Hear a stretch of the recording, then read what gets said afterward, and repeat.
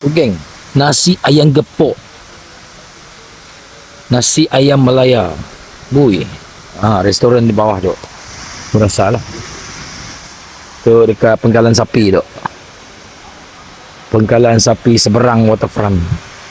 Tu aku di depan Dun. Depan Dun ada restoran depan tu. Nasi ayam gepok. Tersedap je bau tu.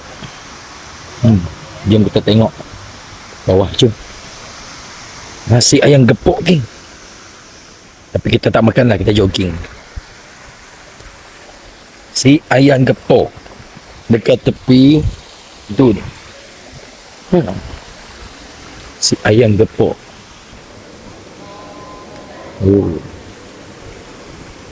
Ada kedai situ geng. Untuk menu. Halo. Belek-belek boleh? Ada mie kari geng. Cucu ada. Nasi goreng semua ada. Nasi ayam gepok. Try geng. Tu ya. Next time kita review geng. Si ayam gepok. Santai sir. Nice.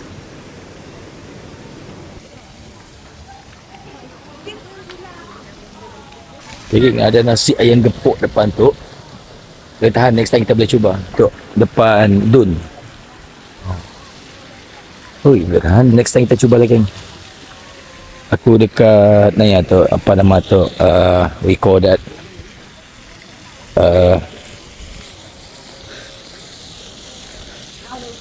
Penggalan Sapi. Okay, next time kita pergi makan sedap bau. Penggalan Sapi geng. Tu ada makanan juga situ. Ada apa? Bakar. Apa dia bakarnya tu?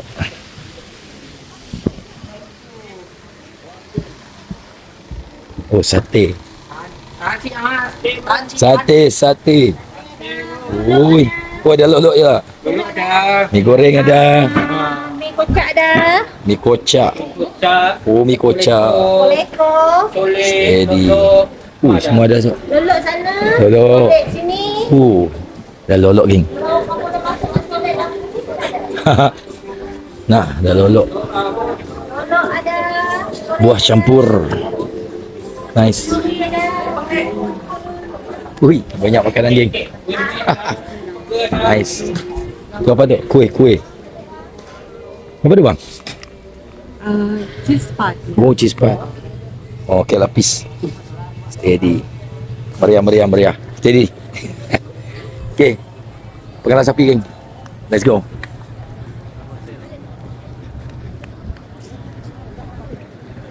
Meriah. Kat belakang sana semua ada makanan geng. Boleh lepak situ. Semua area tu ada barang makanan. Bangunan Dun. Steady lah. Penggalan Sapi. Tu namanya Penggalan Sapi. Bukan ada banyak sapi ya. Tu Ramadan di Rohana. Tu namanya Penggalan Sapi. Okay, tu Astana. Bukan istana, Astana. Siapa nak naik perahu, naik bot, boleh turun di bawah tu. Mak tu sekarang pukul 7 malam. Okay, jom kita naik bot di bawah. Ada bot sih. Okay, jom kita santai jogging sambil ambil video.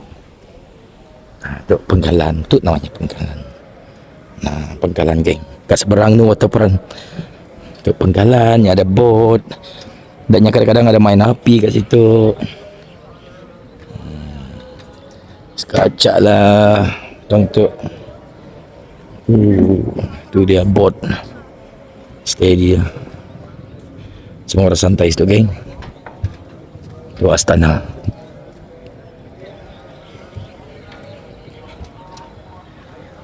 Nice.